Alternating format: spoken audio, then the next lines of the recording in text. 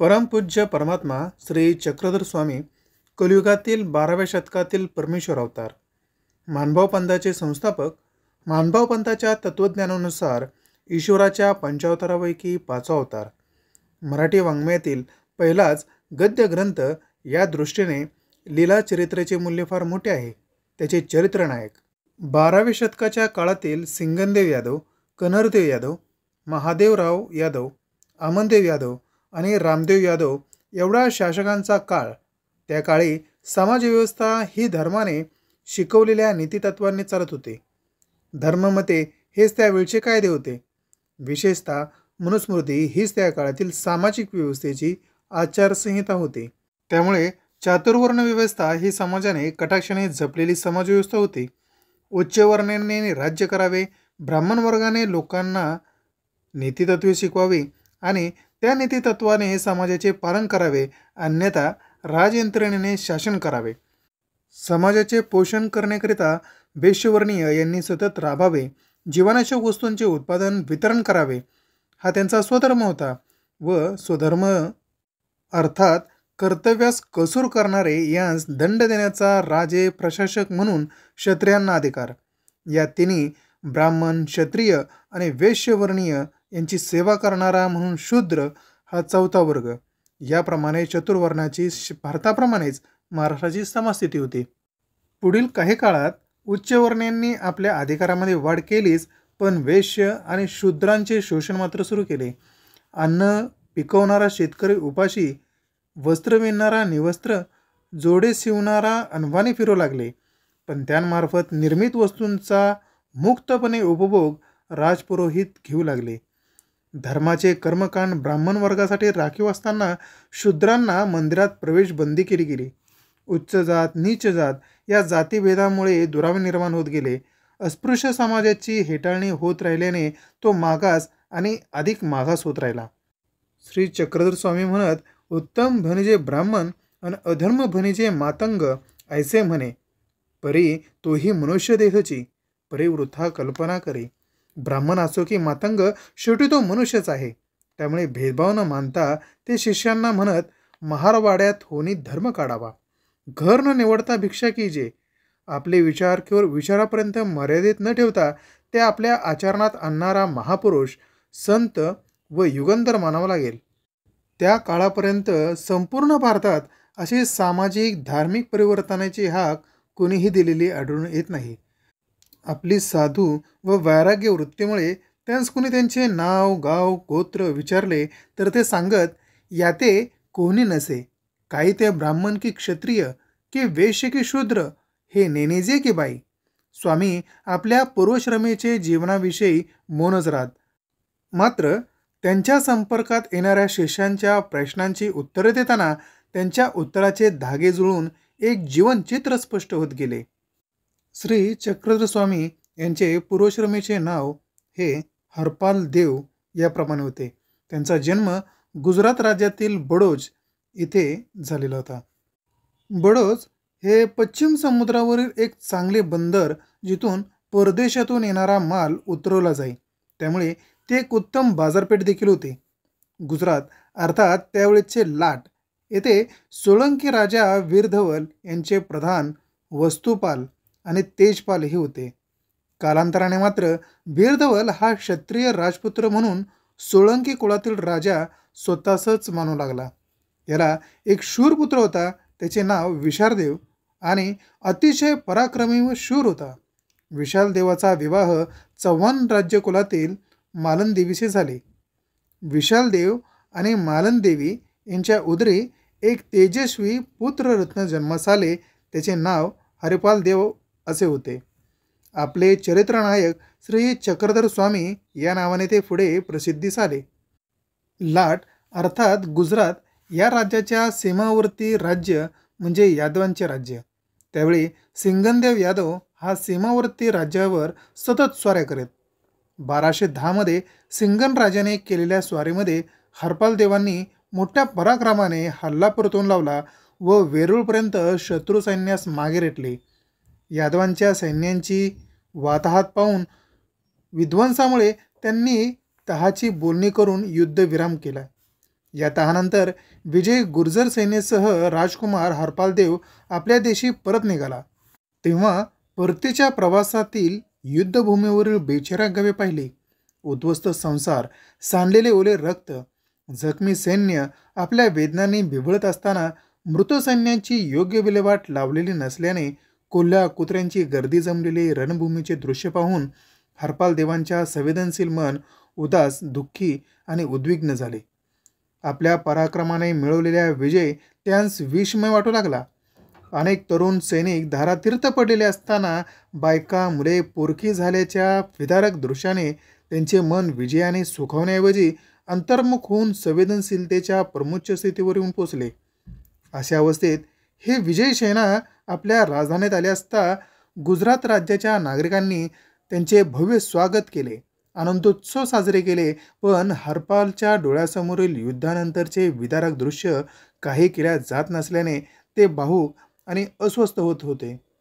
विशालदेवाने आपल्या पुत्राच्या मानसिक स्थितीची अचूक निदान केले, मात्र त्यांवर काही उपाय त्यांना सुचत नव्हता.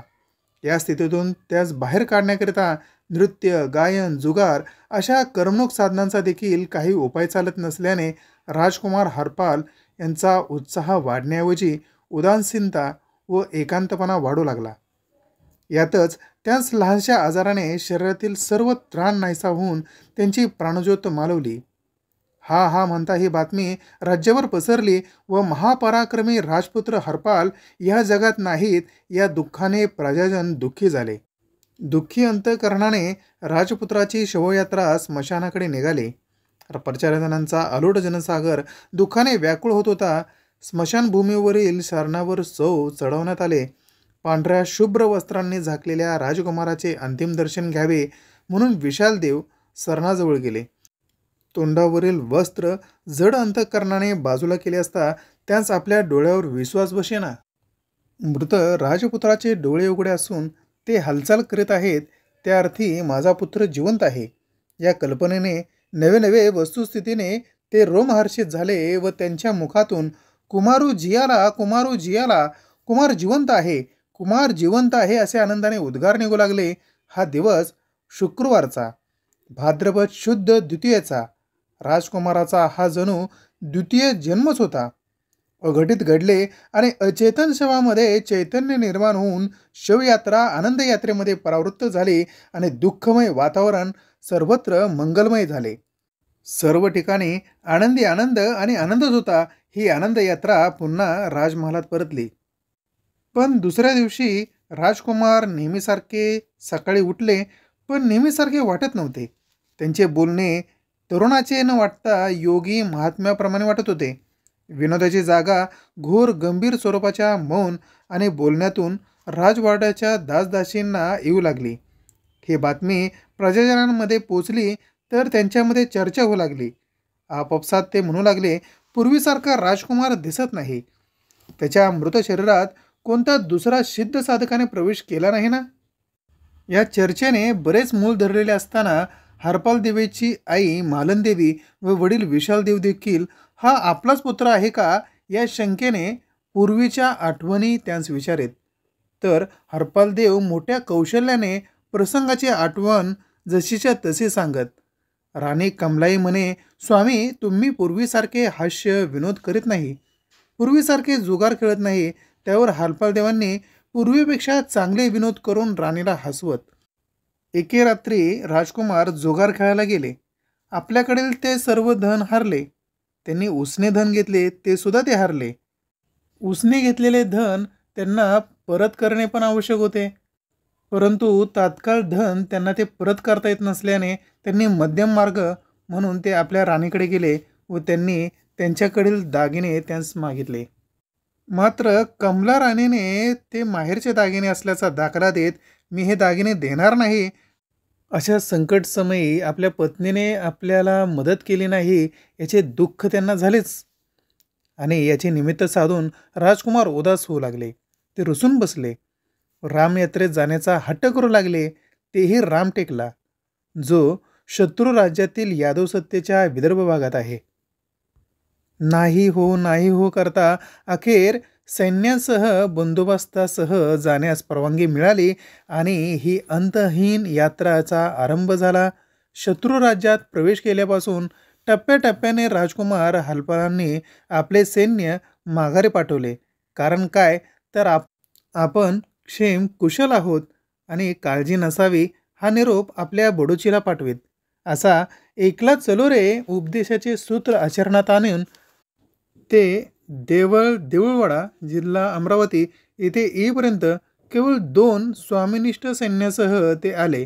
पण हे दोघे काही केल्या हरपालांना सोडून जाईना. अगदी झोपे देखील ते दोघे हरपालांना मध्ये झोपवीत व तिघांमध्ये एकच पांघरून ठेवत. अशा अवस्थेत काजळेश्वर मंदिरात झोपलेले असताना आपल्या अंगावरील राज्यवस्त्रे अलंकार काढून निष्कांचन अनिकेत गोसावी काजळेश्वराच्या मंदिरातून निघून गेला, केवळ 2 वस्त्रासह. ते सकाळी समृद्ध शहर रिद्धपूर येथे आले. तेथे श्री प्रभू उपाख्य श्री गोविंद प्रभू यांचे वास्तव्य होते. हरपालदेव व प्रभूंची पहिली भेट हलवाईच्या दुकानात झाली. त्यावेळी श्री प्रभू गोविंद शेंगूळ बुडे खात होते. हरपालदेवांकडे पाहत त्यांनी हर्षित होऊन हातातील शेंगूळ बुडे त्यांच्याकडे फेकले व म्हणाले, "एया माझ्या झाला म्हणे, आता होय म्हणे चक्रिया, होय म्हणे चक्रधरू, होय म्हणे." वैराग्याने आणि विरक्तीने राजवाड्याबाहेर पडलेल्या हरपालदेव गोविंद प्रभूंच्या प्रसादवत नावातील बदलाने नावासोबत अवस्थाही बदलली. आता हरपालदेव न राहता श्री चक्रधर झाले होते. ते सत्यार्थ प्रकाशाच्या शोधार्थ निघाले आणि येथून त्यांची एकांकी भटकंतीचा काळ सुरू झाला. रिद्धपूरच्या पूर्वेस त्यांचे पाय जिथे नेतील तिथे ते निघाले. तळेगावला विसावून अरण्यातून निघाले. काठ्यांचे ओरखंडे जाती तेथे असुदांचे बिंदू निघती आणि काठ्यांच्या ओरखड्यामुळे वस्त्र फाटे, देहातून रक्तही ते तसेच अंगावर वाळीत आणि त्याचा मोती बनत. रत्नाप्रमाणे ते मिरवीत. सालबडी डोंगरातून जाताना वन्यजीवांना प्रेमाने जवळ घेत. सालबर्डीच्या निसर्गरम्य ठिकाणी निर्मळ झुळझुळ वाहणारे मांडू नदी आणि गंगा नदीच्या संगमी असणारा उंच टेकडीवरील लेणी पदस्पर्शाने पावन केलेली शिळा होती. तेथे ते बसत स्वानपदांच्या सहवासात ते रमत. मुक्ताबाईंचे तपाचे फळ स्वामींच्या दर्शनाने तेथे झाले. मुक्ताबाईंनी त्यांचे वनपुष्पांनी पूजन केले, फळे अर्पण केले. आकाश हे छत आणि भूमी हीच शय्या. थंडीच्या दिवसात रिकाम्या खड्ड्यांमध्ये अंग दुमडून स्वामी झोपत. लोक अज्ञानाने पाटे पाटे उकरंड्यावर राख टाकत.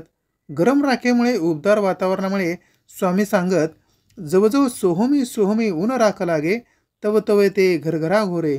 आणि सकाळी लोक गाव गप्पा करत असता स्वामींना जाग आली आणि ते उकरंड्या म्हणून पळू लागले. तर लोक आश्चर्याने म्हणू लागले, उकिरडा व्याला, उकिरडा व्याला, उकरड्याने मनुष्याला जन्म दिला.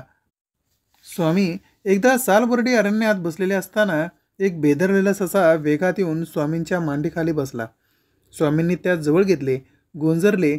इतक्यात 2 शिकारी कुत्रे पाठलाग करत तिथे आले. ते भुंकू लागले, स्वामींच्या भोवती फिरू लागले. त्यांपाठोपाठ चाप बाण घेऊन 2 पारधी तिथे आले.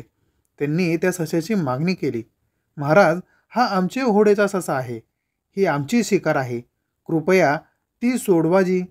त्यावर स्वामीजी म्हणाले, हा आम्हाला शरण आलेला आहे.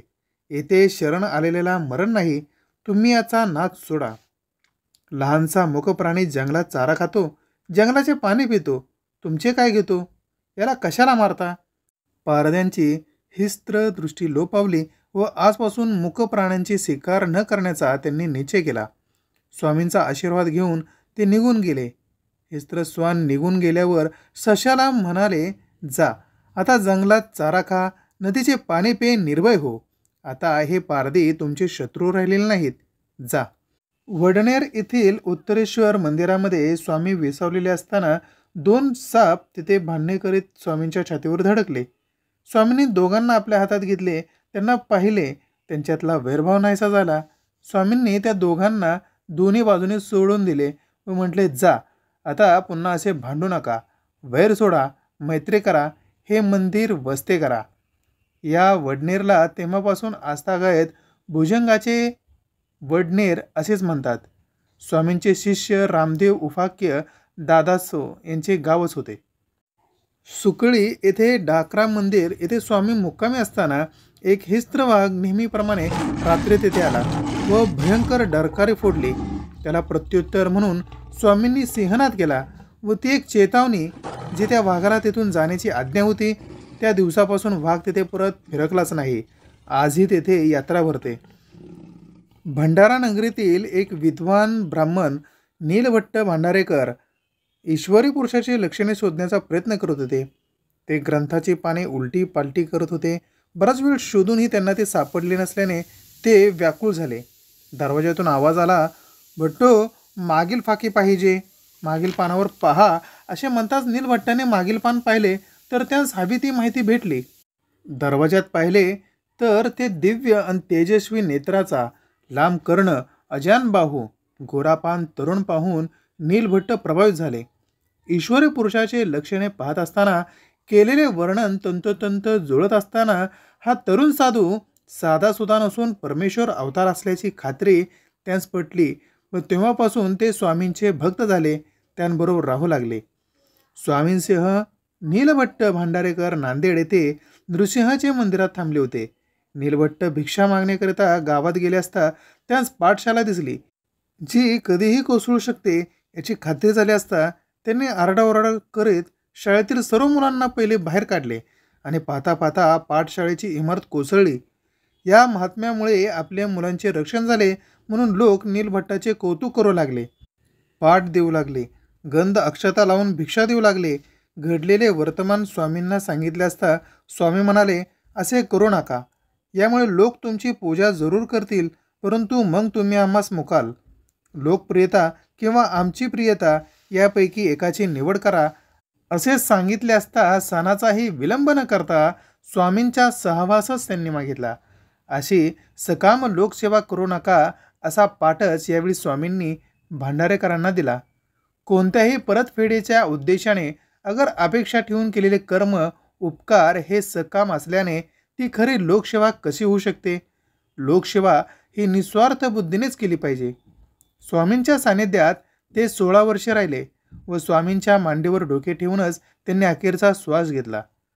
श्री चक्रधर स्वामी आणि श्री गोविंद प्रभू यांची भेट झाली तेव्हा श्री गोविंद प्रभूंनी हे जाणवले होते की श्री चक्रधर स्वामी हे ईश्वरी अवतार आहेत आणि ते सूचक शब्दात सुचवित होते. दोघांच्या भेट झाली तेव्हा त्यांच्यामध्ये एक दगडाची मूर्ती होती. त्या पाषाणाच्या मूर्तीच्या मुकुटावर हात ठेवत श्री गोविंद प्रभू म्हणाले, हे शिर होय म्हणे परंतु देव नाही. कपाळावर हात ठेवत, हे कपाळ होय म्हणे परंतु देव नाही. हे तोंड आहे परंतु देव नाही. हे हात आहे पण देव नाही. हे पाय आहे पण देव नव्हे. असे प्रत्येक अवयवावर हात ठेवून प्रभू म्हणत होते. आता मात्र त्यांनी आपला हात श्री चक्रधर स्वामी यांच्या डोक्यावर ठेवला व ते म्हणाले, हे शिर आहे आणि देवही आहे. हे कपाळ आहे आणि देवही आहे. हे डोळे आहे आणि देवही आहे. हे हात आहेत आणि देवही आहे. हे पाय आहेत आणि देवही आहे. हा देव होय म्हणे, देवची होय म्हणे चक्रधरू होय म्हणे. चक्रया होय म्हणे चक्रधरू होय म्हणे. होय म्हणे होयच म्हणे. ही त्या विदेही देवी महापुरुषाची वाणी श्री चक्रधर स्वामींच्या देवत्वाची साक्ष होती. स्वामींना धर्मविकृत आणि सामाजिक विकृतीच्या विरुद्ध जनजागर करून जीवोद्धाराचे कार्य करण्याची जणू ही आज्ञाच होती, आशीर्वाद होता. आणि येथून सुरू झाली धर्मपरिवर्तनाची वाट. अंधकाराकडून प्रकाशाकडे, अज्ञानातून ज्ञानाकडे, विकृतीकडून संस्कृतीकडे नेणारे स्वामी पश्चिम दिशेला निघाले असता वाटेत नेहकरला थांबले. तेथील बोनेबाई यांनी स्वामींचे दर्शन घेतले आणि क्षणभर स्तंभितच झाल्या. कमरेला पांढरे शुभ्र वस्त्र गुंडाळलेले होते. डोक्यावर वस्त्र, सर्वांग उघडे होते. अतिशय सुडोल रेखीव शरीर, पाणीदार तेजस्वी डोळे, गोरेपान शरीर, जणू राजविंडच. भानावर येत बोनाबाईंनी स्वामींना नाव, गाव, कुळ विचारले, मात्र स्वामींनी केवळ आपल्या स्मित हास्याने उत्तर देणे टाळले. एक अक्षर बाहेर न आल्याने आपण मोंदेव आहात का असे विचारले. स्वामींनी होकारार्थी मान हलवले. गोकुळ अष्टमीला बोनेबाईंनी मूर्ती बनवण्याकरता माती आणली. धर्मकल्पना सोबत चिकटवण्यात आलेल्या असताना भोळसत रूढींची बंधने स्वामींना तोडायची होती. देवापेक्षा मूर्तीला आणि मूर्तीपेक्षा पुजाऱ्याला महत्त्व प्राप्त झालेले असलेले स्वामींना या उपचारांचे, या रूढींचे पुनश्च अवलोकन करायचे बोनाबाईंना उपदेश केला व मातीची मूर्ती बनवण्यापासून मन प्रवर्तित केले. भगवंताकरिता बोनेबाईंनी उपवास धरला. त्यांशी स्वामींनी विनम्रतेने विरोध केला. ते म्हणाले, बाई, श्रीकृष्णाचा जन्म झाला तेव्हा देवीने उपवास केला होता काय? एवढीशी पेस तरी त्या मातेने खाल्लीच असेल ना. देवकी देवीला महान पुत्ररत्न प्राप्त झाल्याने आनंद व्यक्त करण्याऐवजी उपवासी राहून शरीराला पीडा क्लेश का बरं द्यावा? या युक्तिवादाने बोनेबाई निवृत्त झाल्या आणि तिने स्वामींसोबत जेवण घेतले.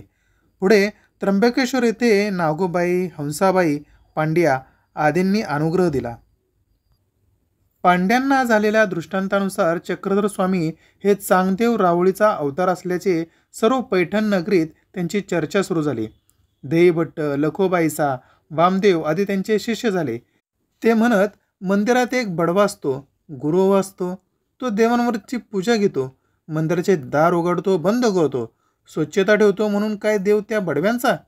देव भक्तांचा असतो. जो भक्ती करेल त्याचा देव असतो. भक्तांनाच केवळ गोमटे घडते. पैठण येथे आपल्या विचारांवर मोकळी वाट करून दिली. तेथेही आपले शिष्य अनुयायी करून स्वामी पुन्हा रिद्धपूर, बेलोरा, शिराळा, टाकरखेडा, आष्टी, वाठोडा, मंगळुर्ली, सेंदुरजणे, डोडविहिरी, फुलुंब्री, गदाना, वेरूळ इत्यादी ठिकाणी प्रवास केला. वेरूळ येथे असताना त्यांची कीर्ती ऐकून बरेच प्रजाजन त्यांच्या दर्शनास येत. यादवांच्या सत्तेतील महत्त्वपूर्ण व्यक्तिमत्व गोपाळ पंडित स्वामींच्या दर्शनास आले. त्या शिकारीचा प्रकार, प्राण्यांचे विविध अवस्थेतील भयावह आवाज हुबेहूब काढले. प्रात्यक्षिके सभियाने सांगितले. काव्यरसातील नवरसांप्रमाणे 10वा भक्तिरसाचे निरूपण केले. अलंकाराचे शास्त्रोक्त माहिती ऐकून स्वामी केवळ बहुश्रुतच नाहीत तर सर्व गोष्टींचे ज्ञान असलेले सर्वज्ञ आणि तज्ज्ञ सकळ विद्या संपन्न असल्याचे उपस्थितांच्या ध्यानी येऊन स्वामींच्या चरणी विनम्र भावे दंडवत केले. 4 वर्णांमध्ये एका चर्मकार स्वामींच्या केवळ दर्शनाने भावावस्थेत गेला. एका आगळ्या वेगळ्या स्थित्यानंद प्राप्त होऊन स्वमग्नतेने विहार करून शेजारच्या गावात गेला. त्या चर्मकाराचे एकूण भावावस्था पाहून गावकरी त्यास देवमाणूस म्हणून वंदन करू लागले, चरण स्पर्श करू लागले, ब्राह्मण पूजा करू लागले.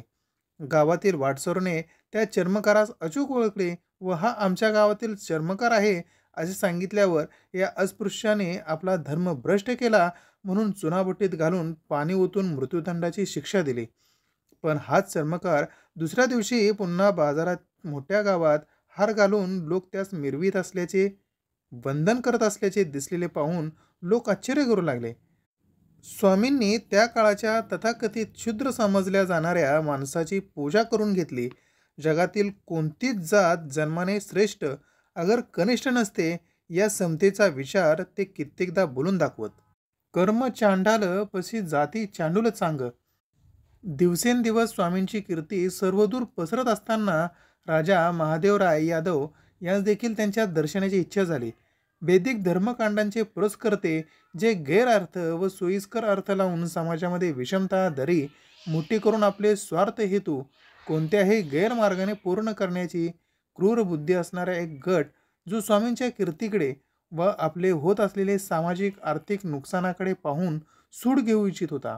आपल्यावर विष प्रयोग केला जात असल्याचे ज्ञात असून आपल्यावर वैरभावाने आलेल्या गुप्त शत्रूंची इच्छा देखील स्वामींनी पूर्ण केली. स्वामींना संपवण्यासाठी 2दा विषक्त सुपारी तोंडात घालण्याची मनीषा धरून आलेल्यांची मनोकामना स्वामींनी पूर्ण केली. आपल्या जीवावर उठलेल्या वैऱ्याला देखील वैरी न मानण्याचे, त्यांचे मनोधर्म जाणूनही ते पुरवण्याची अलौकिक कृती करणाऱ्या स्वामींना कोणती उपमा द्यावी? अहिंसा, समताबुद्धी, स्थितप्रज्ञ व अविचल व श्रमाशील वृत्ती, निश्चल निर्भय.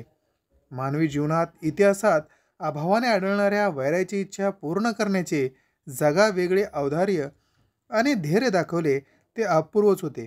त्यामुळे त्यांना पुरुषश्रेष्ठ मानणे भाग पडते आणि अशा व्यक्तिमत्वासमोर नतमस्तक होऊन शरणागत व्हावेसे वाटते. विषबाधेनंतर 3 दिवसानंतर ते पुन्हा पूर्ववत झाले व त्यांनी आपले उपदेश सुरू ठेवले. स्वामींच्या लहान शिष्य चांगदेव भट्ट आईला भेटण्यासाठी निघाला तेव्हा त्यास स्वामींनी उपदेश केला. बाळ, आम्हास तुम्ही 8वीत जा. त्यावर चांगदेव म्हणाले, म्हणजे कसे? स्वामी म्हणाले, आमच्या नावाचे स्मरण करीत जा. 10-20 वेळा 8वीत जा. 10-20 वेळा नाही तर 7-5 वेळा. 7-5 वेळा नाही तर अगदी 2दा-3दा. 1-2 वेळा तरी आठवा बाबू. दिवस वंजन जाऊ द्यावा, आठवावे. त्यावर त्यांनी एक दृष्टांत सांगितला, तो असा. एक भिंगुरुट असते, ती कीटकाकडे पाहते, तिला ती धरते, तिला काटार होते, मग ती आपल्या घरात नेऊन ठेवते, दार बंद करते. त्या कीटकाला भिंगुरटीचा स्मरणाने भिंगुरटीप्रमाणे पंख फुटतात व तो कीटक भिंगुरटीप्रमाणेच होऊन जातो. तसेच तुम्ही माझे स्मरण करीत राहाल तर तुम्ही आमच्यासारखे व्हाल. तैसे ईश्वराचे या योगात ईश्वराते चिंतती चिंतिता, भक्त ईश्वरासारखाच होय. अशांचे रूप आणि गुणांचे स्मरण करीत गेले तर आपणही त्यांच्या समान होण्याची संधी प्राप्त होते. म्हणून या सकल गुणसंपन्न सर्वज्ञ श्री चक्रधर स्वामींचे स्मरण हे मानवी जीवनात तारक आहे असे जाणवते. शिष्यांनी स्वामींना विचारले, मला शिक्षेचा विधी सांगाल का? स्वामींनी त्यांना सांगितले की हे टिळा जाणीवे सोडा, शास्त्रानुसार घर न निवडता भिक्षा मागा. ओळखीच्या घरी भिक्षा न करावी. गावात एकीकडून प्रवेश करावा व दुसरीकडून निघावे. नगरात शिरा आणि तुमच्या पात्रात आले तेच मिळवा. इतर पदार्थाची अभिलाषा ठेवू नका, अशी भिक्षा मागा.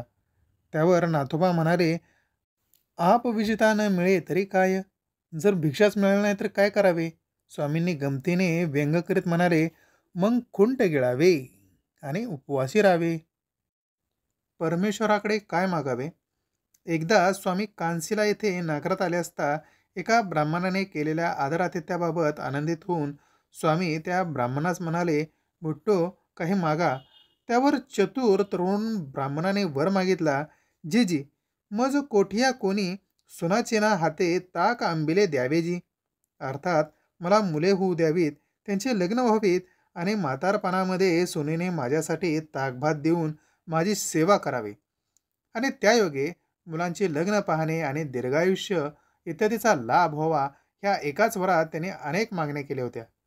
स्वामी म्हणाले, अरे तुझ्या कर्मफळाने हे तुला प्राप्त होणारच आहे, त्यापेक्षा तुझ्या कल्याणाकरिता काही माग. मात्र तो ब्राह्मण म्हणाला, मला हेच द्यावे जी. त्यावर स्वामींनी त्यास एक दृष्टांत दिला. एक वस्त्र विणकरी बाजारात गेला. त्याने त्यास आवश्यक सर्व खरेदी केली, पण पूर्ण बाजार शोधून देखील त्याची महत्त्वाची अशी वस्त्र विणण्याच्या मागासाठी धोटा पाहू लागला. त्या धोट्यालाच वेव असेही म्हणतात. खूप शोधून देखील बाजारात तो वेव न मिळाल्याने तो गावात परत निघाला. वाटेत झाडाखाली सावलीत विसावला व झोपेत झाडांच्या फांद्या पाहू लागला. त्या झाडांच्या फांद्या अगदी सरळ होत्या व त्या फांद्यांपासून उत्तम वेव होऊ शकतो तो मी आज शोधून देखील भेटला नाही.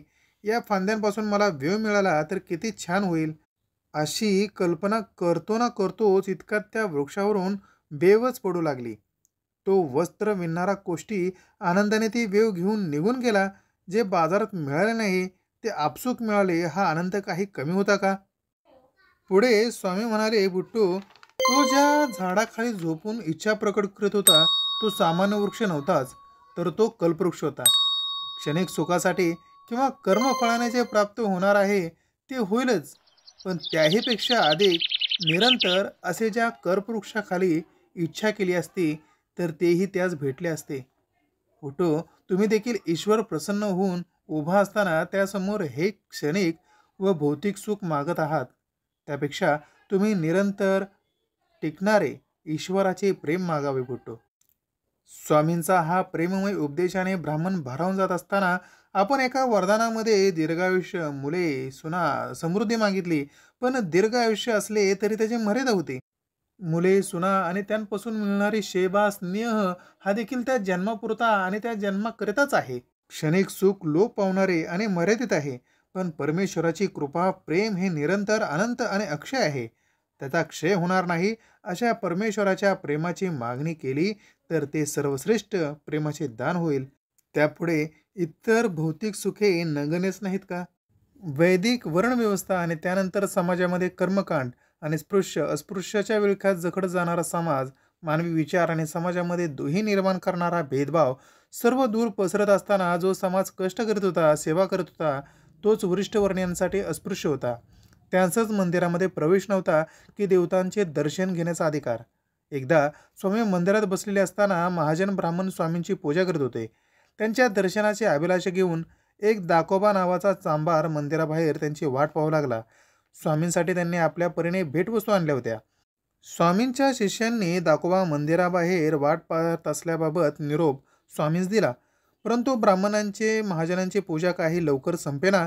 शेवटी स्वामी उठले व दाकोबांकडे गेले असता दाकोबांनी स्वामींस साष्टांग नमस्कार घातला. स्वामींनी देखील दाकोबांनी आणलेल्या वस्तूंचा स्वीकार केला व त्यास मंदिरात आणले. त्याचे पाय धुण्यास पाणी दिले. आपल्या पंक्तीत बसून सहभोजन घेतले. जेवणानंतर विडा देऊन सन्मान केला. या प्रकारे अस्पृश्यांचा या प्रकारे सन्मान करणे कर्मठांना ते रुचणे कठीण होते. पण समतेचा हा संदेश त्यांनी आपल्या विचारातून, कृतीतून आणि आचरणामधून दाखवून दिला होता.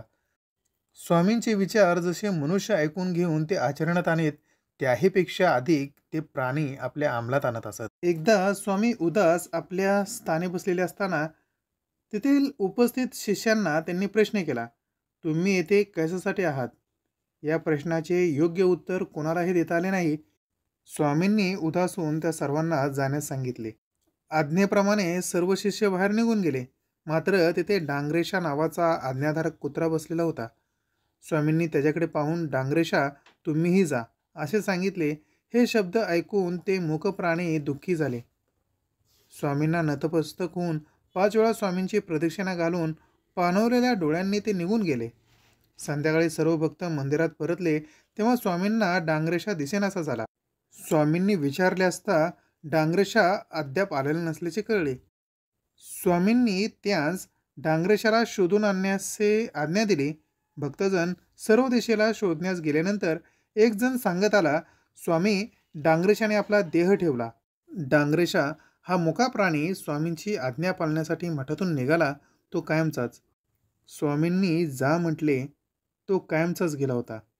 त्याने दलदलीच्या मातीत तोंड खुपसून स्वतःचा अंत करून घेतला होता. स्वामींच्या शब्दासाठी आज्ञापालनामध्ये कोणताही कसूर न करता आपले आत्मसमर्पण करणारा हा इतिहासातील मुक्त नायकाची नोंद लीला ग्रंथात सन्मानाने केली गेलेली आहे. लीला ग्रंथामध्ये पाळीव प्राण्यांप्रमाणे हिस्त्र प्राण्यांचाही उल्लेख आढळतो. स्वामींच्या प्रवचनात सर्प येत, तर कधी जंगलातून जात असताना झेप घेत स्वामींसमोर वाघ येत.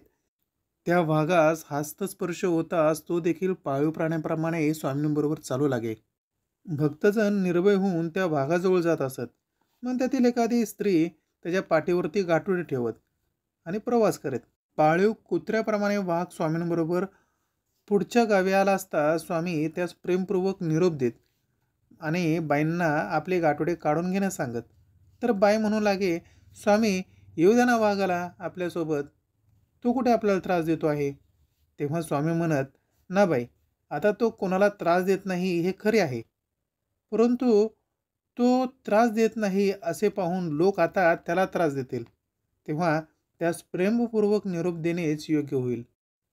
प्राण्यांना आपल्या मायेने प्रभावित करताना बुद्धिवादी, साहीशास्त्र पारंगत असणारे वेदोनारायण महेंद्र भट्ट विद्वान पंडित आपल्या ज्ञानाच्या अहंकारामध्ये श्री चक्रधर स्वामींना वादात जिंकण्याच्या निश्चयाने डोमेग्राम येथे राजमठात आले. स्वामींच्या दर्शनाने ते निशब्द अवस्थेत कित्येक वेळ तसेच बसले.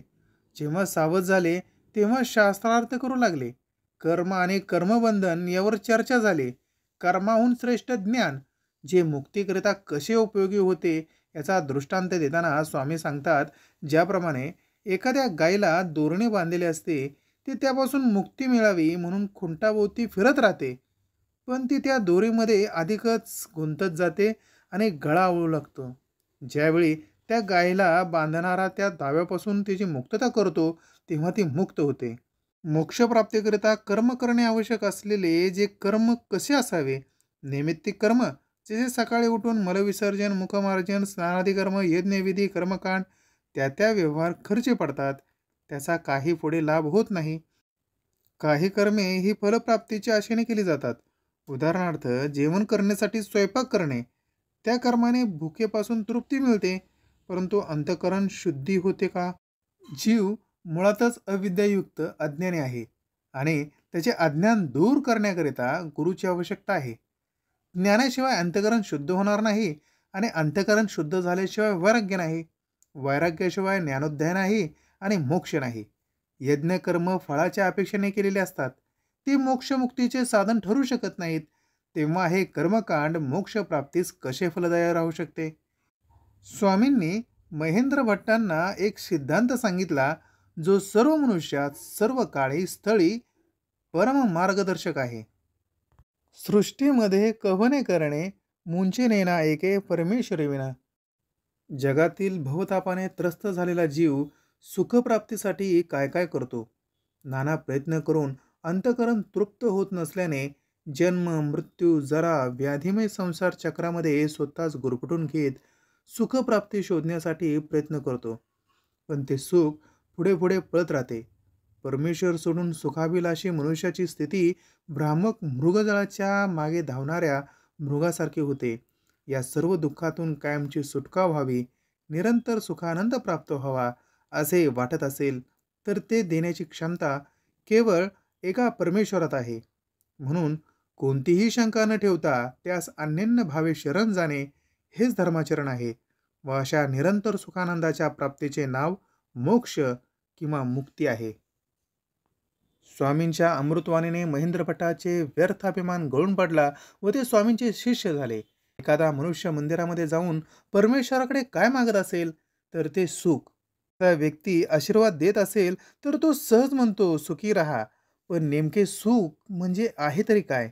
स्वामींनी त्याची नेमकी व्याख्या केली आहे ती अशी: इंद्रियजन्य सुखे अल्पजीवी असतात. जिभेच्या चवीसाठी आपण पक्वाने खातो.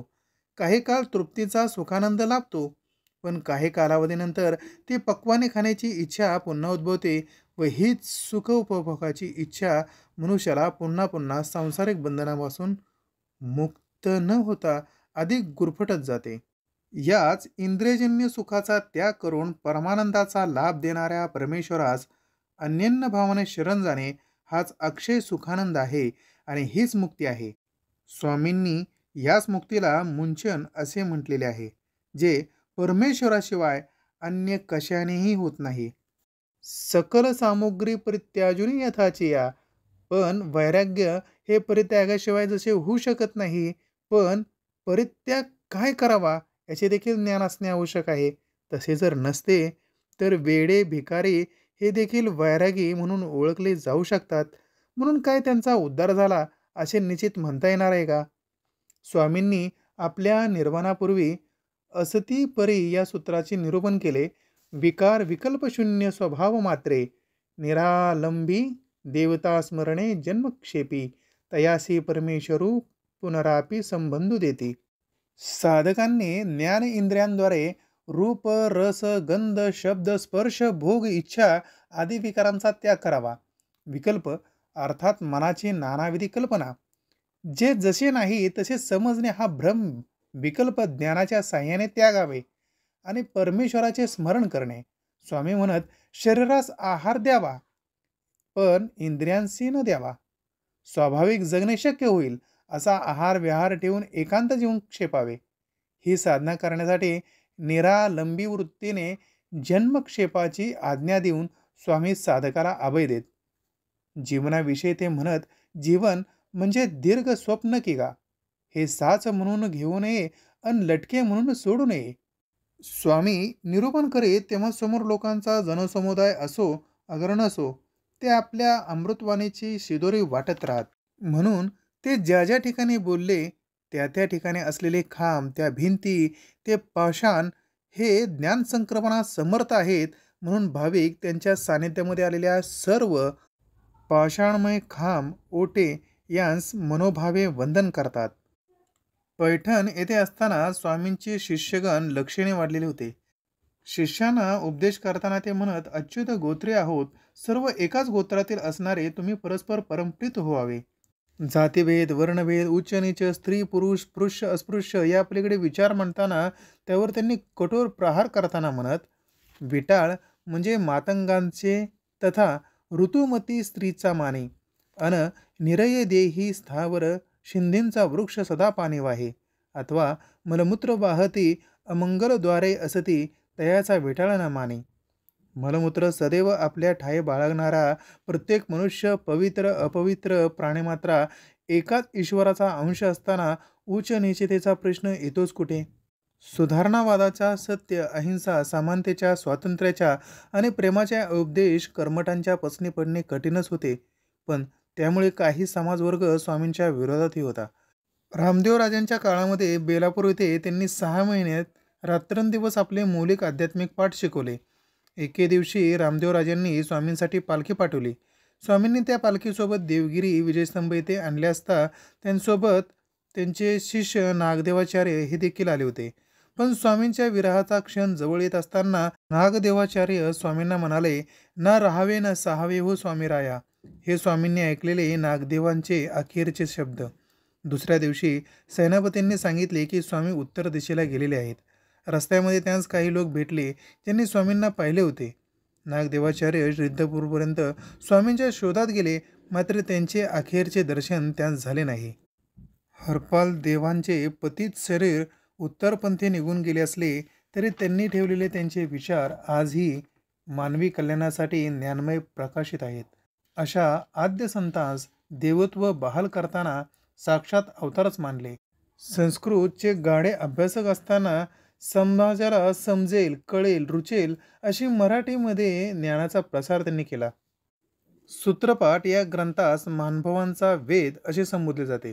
त्यांमध्ये 4 वस्तू स्वतंत्र व नित्य आहेत असे सांगितलेले आहे. जीव हा बद्धमुक्त म्हणजे बद्ध आणि मुक्तीस पात्र असा आहे. मुळात जीव हा अज्ञानी असून 5 पेशींनी युक्त आहे.